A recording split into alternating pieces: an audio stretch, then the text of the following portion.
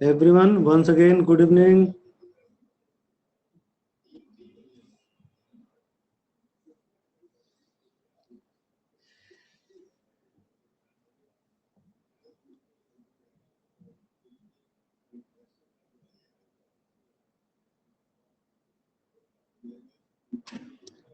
पिछले दिनों हम लोगों ने मिरर के बारे में चर्चा करी हुई थी। काफी हद तक काफी चीजों को हमने समझा था।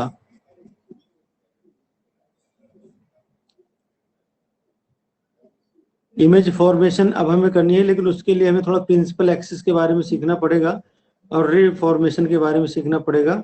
और बेटा आप जरा इन डायग्राम ये टेबल देखिए 10.1, ये जो टेबल है इस कंप्लीट टेबल को मैं आपके सामने अभी डिस्कस करेंगे हम लोग। लेकिन सबसे पहले आइए और चीजों को समझते हैं। इसको समझने से पहले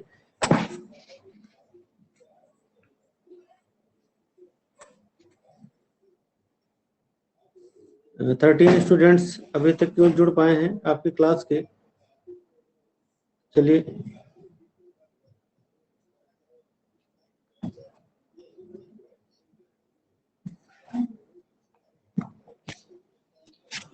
चलो बेटे, सबसे पहले हम लोग सीखेंगे मिरर से संबंधित कुछ खास बातें, जिससे सारी चीजों को हम लोग समझ सकें। जैसे कि पिछले दिन हम लोगों ने चर्चा करी हुई थी कि जैसे कि लेंस होते हैं, सॉरी मिरर होते हैं। जैसे हमने एक मिरर उठाया आपके सामने, जैसे ये रहा, ये हमारा कौन सा मिरर है? इसको हम बोलते हैं कॉनकेव। क्या नाम है इसका? कॉनकेव। यदि अगर हम इसके पूरे की बात करें तो पूरा मिरर ये वास्तव में ये एक स्फीयर का पार्ट है। एक जो स्फीयर होता है उसका एक छोटा सा टुकड़ा है, एक कर्व है। इस कारण से इसे कर्वेचर भी कहते हैं। जो आप ये देख लीजिए M1 M2, basically this represent your curvature. M1 to M2 ये जो इफेक्टिव डायमीटर देख रहे हैं, effective diameter of mirror, this is said to be aperture. M1 और M2 जो आप देख रहे हैं बेटा, इसको हम एपेरेचर कहते हैं। अगर हम लोग एक सीधी सी लाइन ये ड्रॉ करें, दिस लाइन, ये लाइन देखिए, इस लाइन में ये जो हमारा मिरर है उसका मिड पॉइंट है। इस मिड पॉइंट को हम P से रिप्रेजेंट करते हैं और इसको बोलते हैं पोल। क्या बोलते हैं इसे हम? पोल।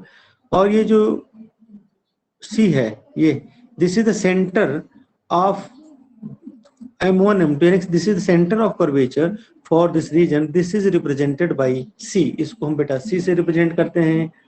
मिड पॉइंट को हम P से रिप्रेजेंट करते हैं।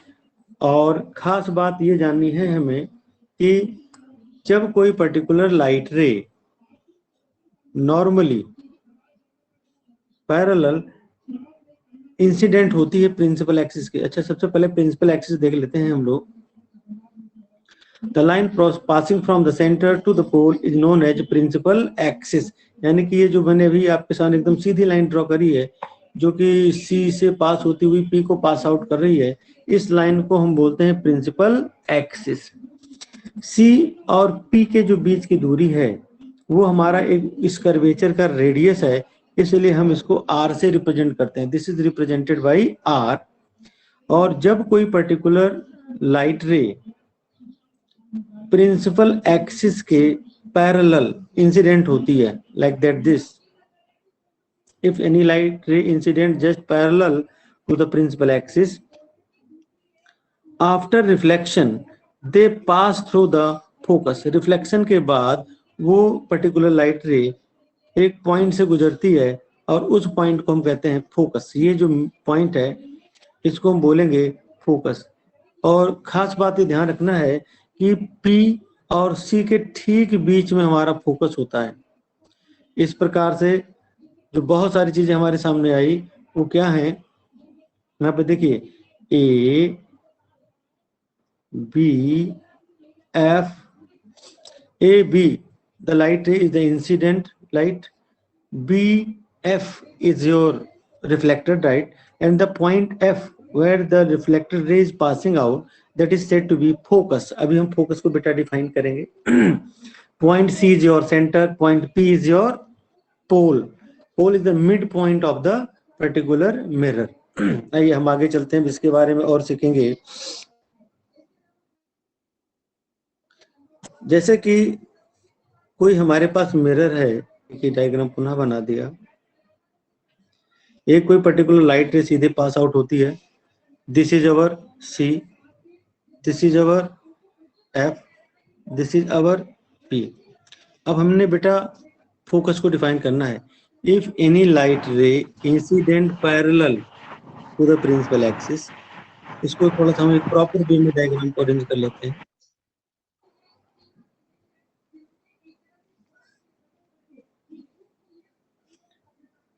ये देखिए, ये हमारा हो गया principal axis. Any light ray incident just parallel to the principal focus like that. This after reflection they actually meet or they appear to meet is known as principal focus. It means यहाँ पर यदि हम इस point को P दिखाते हैं, इस point को this is our C, this is our F, P, F, C, this is our incident ray जो मैंने आपको दिखाया है. This is our reflected ray, incident ray, reflected ray.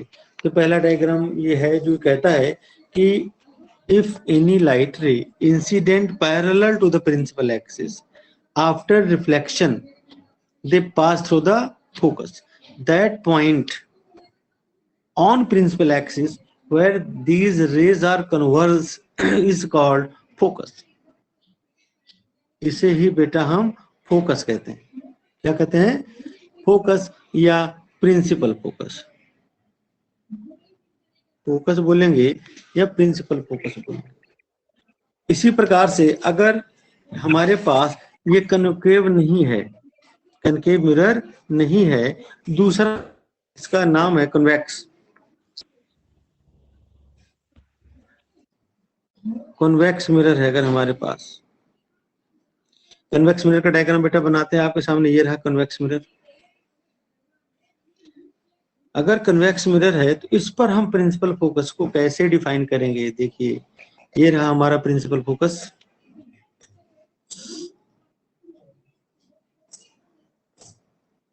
ये देखिए, अगर कोई लाइट बेटा आती है तो इसकी प्रॉपर्टी होती है डाइवर्जिंग की.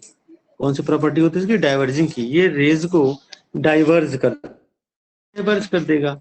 अगर ये डाइवर्ज करता है तो आप भली भांति जानते हैं, क्योंकि ये जो कर्वेचर है आपका M1 M2, ये वास्तव में इस साइड जा रहा है. देखो बेटा, पीछे जा रहा है.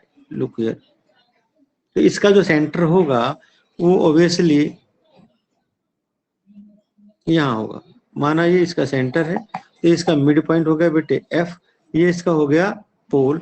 जब कोई पर्टिकुलर लाइट रे देखिए इस पर इंसिडेंट हो रही है तो आफ्टर रिफ्लेक्शन वो कहां पर मीट करती हुई प्रतीत होती है, दैट इज अवर फोकस. तो यही दोनों में डायग्रामों में प्रिंसिपल फोकस को हम डिफाइन करेंगे. तो आइए जरा दोनों में देखिए.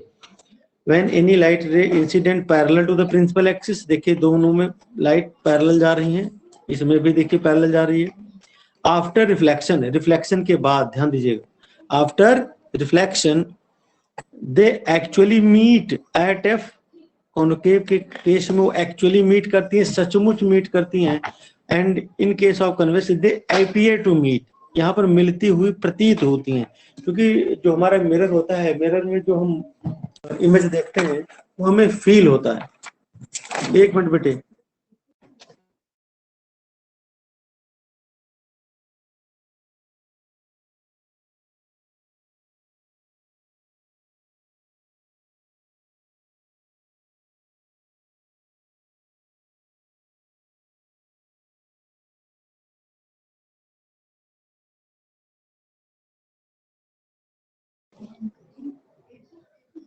हम आई होप आपको प्रिंसिपल फोकस का हिसाब किताब समझ में आ गया होगा. किन्हीं कारणों से बेटा मुझे बाहर जाना पड़ रहा है, और अगली क्लास हम कल थोड़ा सा और डिटेल में ले लेंगे, थोड़ा लंबी खींच लेंगे, क्योंकि आज की जो भरपाई है ना वो हम कल कर लेंगे. ठीक है ना बेटे, आज थोड़ा जल्दी निकलना पड़ेगा। ठीक है बेटा, आज कहीं बाहर जाना पड़ रहा है अभी तुरंत। ओके बेटा, रखते हैं, बाय बाय।